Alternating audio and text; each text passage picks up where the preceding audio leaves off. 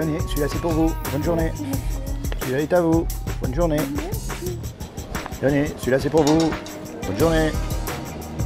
Celui-là c'est le vôtre. Bonne journée. Celui-là est à vous. Bonne journée. Celui-là c'est le vôtre. Il y en a pour tout le monde. Celui-là est à vous. Bonne journée. Celui-là c'est le vôtre. Bonne journée. Celui-là c'est à vous. Tenez. C'est pour vous, allez-y, c'est gratuit. Pas peur. Tenez pour vous aussi. Pas de jaloux. Pas de jaloux. Voilà. Celui-là c'est pour vous. Et puis pour vous aussi, pas de jalouse. Appelez les copines, hein. Voilà. Bonne journée. Tenez, celui-là est à vous. Bonne journée. Celui-là c'est le vôtre. Bonne journée. Celui-là c'est pour vous. Bonne journée. Tenez, il y en a pour tout le monde. Merci. Bonjour mon ami. Vous avez eu la vôtre? Je fais un reportage là, qui est diffusé sur YouTube et je passe prévenir les gens qu'un jour ou l'autre on va mourir. Vous savez que vous allez mourir un jour ou l'autre vous aussi. Et alors qu'est-ce qui va se passer après? Et vous n'êtes jamais posé la question? Non.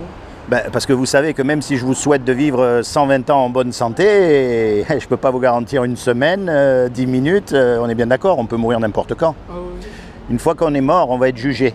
Et on va être jugé par rapport aux 10 commandements. Vous connaissez les 10 commandements? Ah oui. Est-ce que vous avez déjà menti?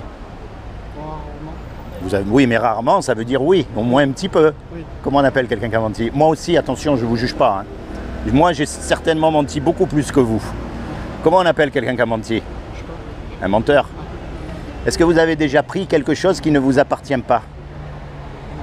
Vous avez jamais volé quelque chose, pris même le jouet de quelqu'un quand vous étiez petit, téléchargé de la musique illégalement sur Internet, enfin je sais pas. Est-ce que vous avez déjà regardé une femme pour la convoiter dans la rue? Non. Vous avez jamais regardé d'images pornographiques? Ah, et on est tous pareils. Je vous juge pas, ne vous inquiétez pas, vous êtes normal. D'accord? Le jour où on meurt, on va être jugé par rapport à cette loi-là. Et comme on le sait tous, on a cassé la loi, on ne l'a pas respectée. On a menti, on a fait des choses qu'il ne fallait pas faire. Donc comme Dieu va nous juger par rapport à cette loi-là, eh ben, il va être obligé de nous condamner puisqu'on est coupable. On est d'accord? Et sa condamnation à lui, c'est l'enfer pour l'éternité. Et ça, vous avez remarqué, on ne veut pas y aller. On veut tellement pas y aller qu'on préfère ne pas y croire. C'est plus facile de dire ça n'existe pas. Mais au fond de nous, on sait qu'il y a quelque chose là, à laquelle il faut faire très attention. Alors comment on fait? Parce que Dieu lui-même ne veut pas qu'on aille en enfer, il ne veut pas. Alors vous savez ce qu'il a fait pour nous éviter d'aller en enfer? C'est très simple. Il y a 2000 ans, Dieu lui-même, il est descendu sur terre, il a pris la forme de Jésus et il est mort à votre place et à ma place sur la croix. Lui qui n'avait jamais péché, il s'est sacrifié pour vous et pour moi, pour que le jour où on passe devant le tribunal, eh ben, c'est comme si on avait choisi le meilleur avocat. On a choisi Jésus et donc il va nous sauver. On va être pardonné. Vous comprenez ce que je veux dire? Nous, on a péché. Et le péché, c'est simplement mentir, voler même des petites choses. C'est fou. Mais Dieu, il nous aime tellement parce que c'est lui qui nous a fait, qu'il est venu se sacrifier pour nous sur cette croix. Et il est mort à notre place et il a dit, quiconque croit que ce que j'ai fait c'est la vérité, quiconque se l'approprie pour lui, il sera sauvé. Vous avez une Bible à la maison? Non. Trouvez-vous une Bible. Commencez à lire la Bible, vous allez être surpris de ce que vous allez trouver dedans. Parce que croire, ça ne suffit pas.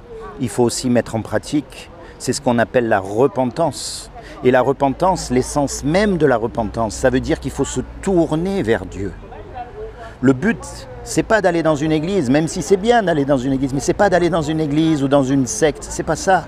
Quand vous êtes tout seul, parlez à Dieu. Avec vos mots à vous. Dites-lui, moi là, je suis en colère. Moi là, j'ai du mal à croire. Moi là, il faut vraiment être honnête avec lui. Et comme ça, vous commencez une relation personnelle avec lui. Vous lisez votre Bible, la Bible, elle s'adresse à vous, vous parlez à Dieu. Vous comprenez ce que je veux dire? Faites ça, mon ami, parce que une chose où on va tous passer, c'est la mort. Personne n'évite la mort. Et après, il y a des gens, ils jouent au loto. Il y a une chance sur 10 millions de gagner. Imaginez qu'il y ait une chance sur 10 millions que ce que je viens de vous dire, ce soit la vérité. Vous comprenez ce que je veux dire? Pensez-y quand vous êtes tout seul. D'accord? Et si vous voulez une Bible, tiens, je vous en donne une. Allez-y, c'est gratuit. C'est gratuit. Vous commencez à lire dans le livre de Jean. Vous allez voir, il y a le... Parce qu'en fait, la Bible, c'est plusieurs livres qui sont mis ensemble. Vous voyez, il est par là, le livre de Jean. Actes. Voilà. Actes, c'est avant. Vous voyez, vous commencez à lire le livre de Jean. Et voilà. Et vous commencez à lire. Et vous verrez.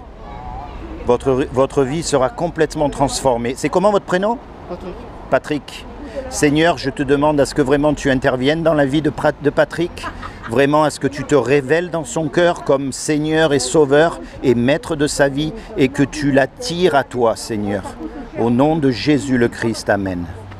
Soyez béni, Patrick. Soyez béni.